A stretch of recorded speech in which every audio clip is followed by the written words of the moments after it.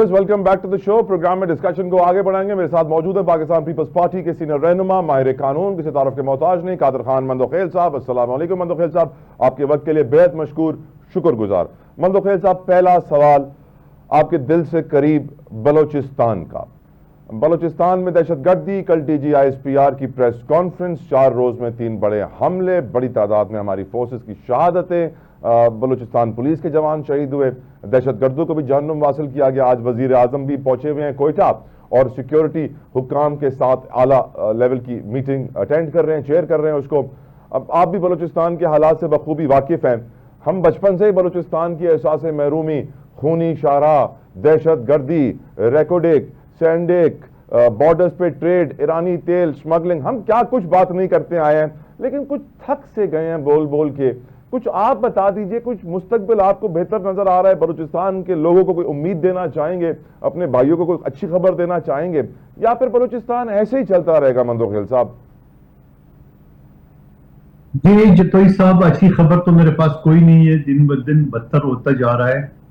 और आपकी प्रोग्राम में मैंने चंद हफ्ते पहले जिक्र किया है, जहां वट फौजदार में रास्ता रोका गया, 3.5 घंटे बंद होने के बाद वो बेले वाले थक गए तो वो चले गए, अदरवाइज किसी और थानेदार SHO ने नहीं खुलवाया।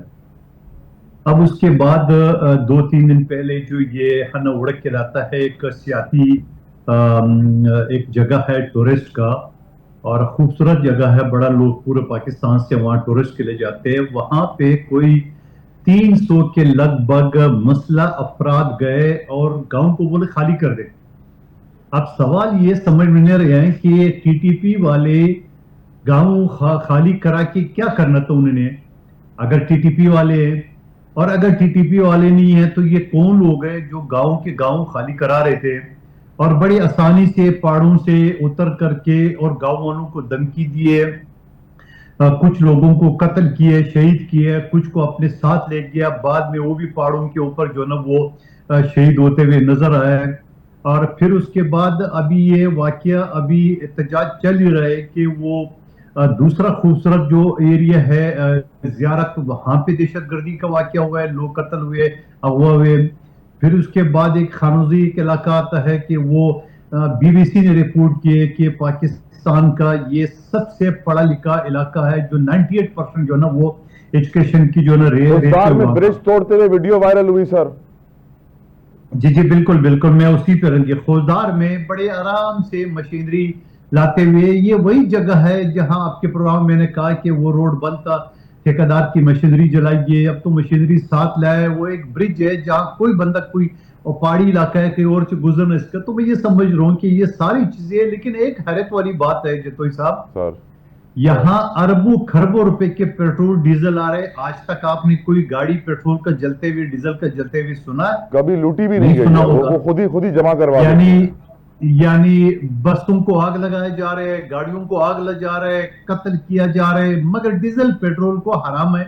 बिस्कुट की गाड़ी आ रही, सरिये की गाड़ी आ रही है, ईरान से जो चीज सस्ता मिल रहा है पाकिस्तान की निस्बत वो आ रहा है। मजाले को किसी चीज को कोई नुकसान हुआ है तो अच्छी खबरें कहां से मैं लाऊं? और ये वो बेल्ट है पश्तून का, जो कोयटा से कराची की तरफ जो बेल्ट है वो बलोच है, ये तो डिस्टर्ब था। लेकिन कोयटा से आगे जियारत, हन लेक, लोरलाई, जो, पिशीन, चमन, ये तो ऐसे पुरअमन इलाके थे कि यहाँ पे तो एक पटाखा भी नहीं पड़ता था और बड़े सुकून से लोग क्या जोक के रहने वाले आपसे पूछते नहीं है कि कादिर खान तुम कराची में इतने बड़े वकील बन गए हो, तुम इतने बड़े सियासतदान बन गए हो, हमारे इलाके के लिए तुमने अपने घर के लिए कुछ क्यों नहीं किया? तो आप क्या जवाब देते हैं?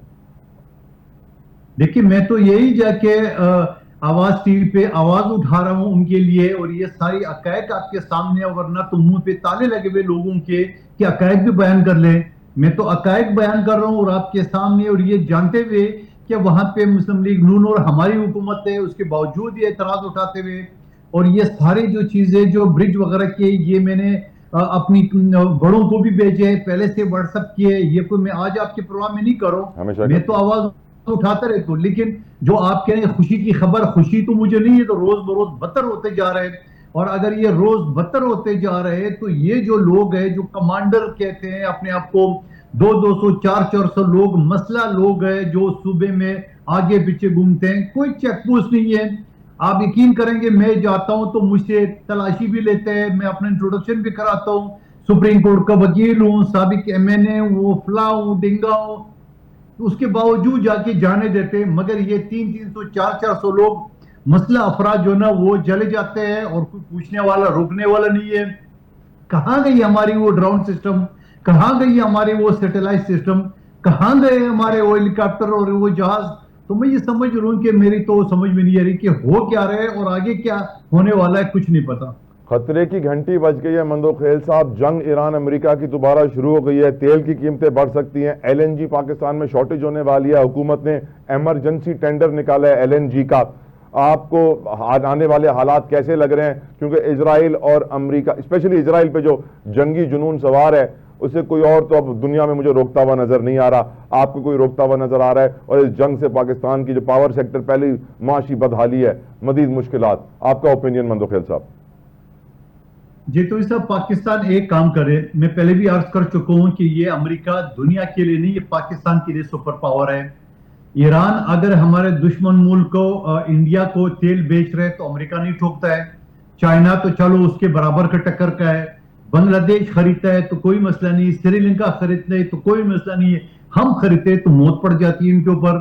تو میں یہ کہوں گا کہ پاکستان جو 6 روٹ انہوں نے بنا لیے, ایران کے ذریعے کھلم کھلا ڈیزل پیٹرول لے کے آ جائے, اور 2 روپے 3 روپے جو لیٹر ہے وہاں ایران میں مل رہے ہیں اور پاکستان میں 300 روپے مل رہا ہے. بابا 300 مل رہا ہے یا 200 پہ مل رہا ہے یا 40-50 پہ ملنا چاہیے وہ تیل.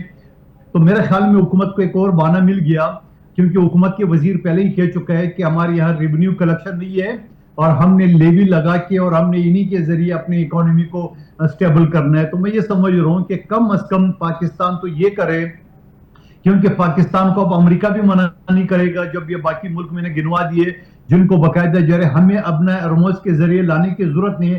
یہ بارڈر جو ویسے تیل سمگلنگ کے ذریعے آ رہا ہے, نہ عوام کو فائدہ نہ حکومت کو فائدہ ہے, یا تو پیٹرول پمپوں کو یا سمگلروں کو فائدہ ہو رہا ہے. تو میں یہ سمجھ رہا ہوں حکومت کو کھلا ایران کے ذریعے پیٹرول ڈیزل لانا چاہیے, اور گیس کے لائن جو آصف علی زرداری صاحب نے ایران کی بارڈر تک کیا اس کو آگے کھینچنا چاہیے, بنانا چاہیے.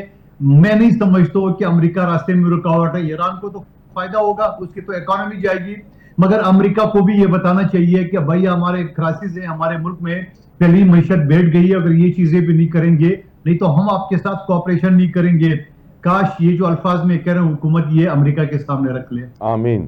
سر آئی ایم ایف نے جو سرکاری اداروں کی لسٹ بنا کے دی تھی نا کہ یہ بند کرنا بہت ضروری ہے, state owned enterprises S O as 208 تھے سر, اس میں ٹاپ میں جو ہے این ایچ اے کا نام تھا, نیشنل ہائی وے اتھارٹی.